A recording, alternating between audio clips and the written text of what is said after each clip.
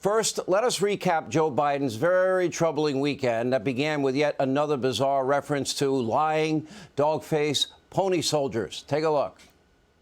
Now, as some of you know, I'd usually come down and say hi to all of you. They tell me there's a storm coming in. Is that right? Is that still the deal? That's the truth. Now, don't make a lie. As that scene in the John Wayne movie, don't make me a dog-faced lion pony soldier. All right. It just is cringeworthy every time, without exception. Anyway, short time later, Biden seemed to completely malfunction at the Safer Community Summit. This was in Connecticut, which itself is a complete joke since Biden has done absolutely positively nothing to make any American city or town safer. But he did end with a proclamation dedicated to the late Queen of England. You know, God save the Queen. Take a look. All right. God save the Queen, man.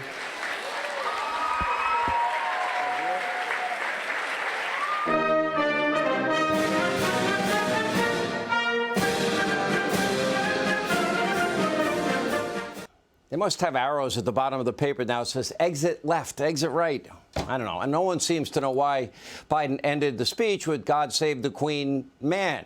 But according to Axios, even his own aides, they're mystified. Did he think he was in England? Does he believe the Queen is still alive? Anybody's guess.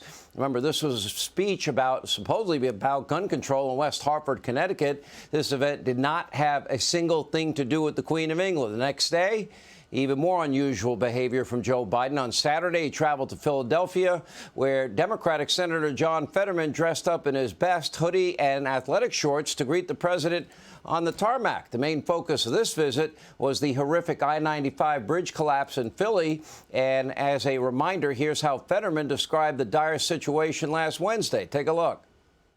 I would just really like to, the 95,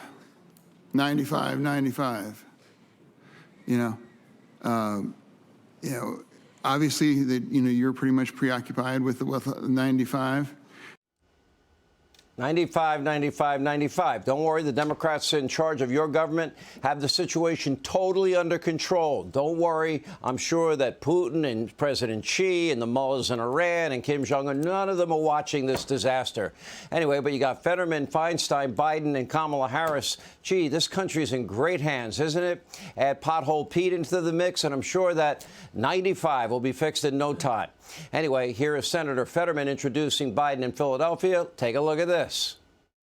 I'm standing next to the president again, next to a collapsed bridge here.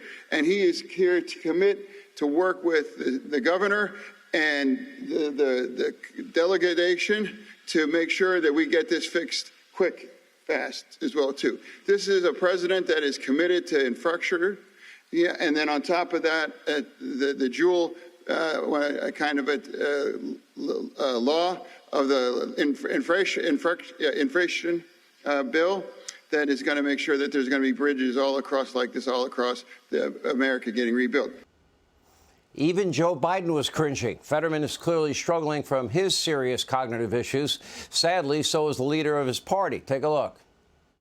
The President of the United States called me to see what he could do to help us. And that says all you need to know about this president and this man here. So thank you very much, Mr. President. We really appreciate it, and we love you. Thank you. I might add, if I didn't, I'd be sleeping alone. You have to explain. I better explain that. Some don't know what I'm talking about. My wife's a Philly girl. All right, where are we going?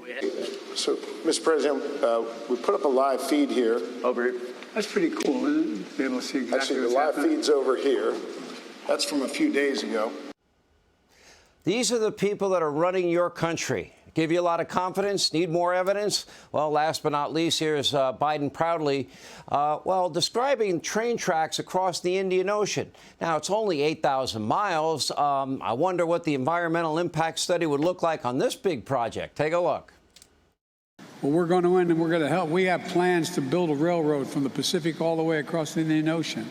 We have plans to build in Angola, one of the largest solar plants in the world. I could go on, but I'm not. I'm going off script. I'm going to get in trouble. Going to get in trouble and everything, and they're going to get mad at me, and they're going to yell at me after that. I can't go off script. They get so angry with me. Now, that would be quite the bridge. Maybe Biden misspoke, or maybe he's not familiar with the Indian Ocean. But let's be clear. He should definitely not be running for a second term. In fact, I'm not so sure he's able to finish the current term based on what we're watching every day. Now, of course, the majority of Americans do not believe Biden is mentally sharp enough to be your president. The evidence of his mental decline is everywhere. And by the way, in 2 recent polls, Donald J. Trump, in spite of all of the indictments and all the nonstop legal attacks that he's been taking, seems to be clobbering Joe Biden. Look at the Harvard-Harris poll. Has Trump up by 6. So does a new Rasmussen poll. Trump is up by more than 2 points in the Real Clear Politics average, but that includes a Quinnipiac poll that I didn't feel was real. So tonight I have some advice for my dear friends in the Democratic Party. You might want to find a new candidate, or you can take your chances and anoint the big guy who has a lot of legal troubles on the horizon. That we can tell you. A terrible president, an awful track record, lots of baggage, who can barely string 2 coherent sentences together. Is there no one else in the Democratic Party more capable? Nobody? Hey, Sean Hannity here. Hey, click here to subscribe to Fox News YouTube page and catch our hottest interviews and most compelling analysis. You will not get it anywhere else.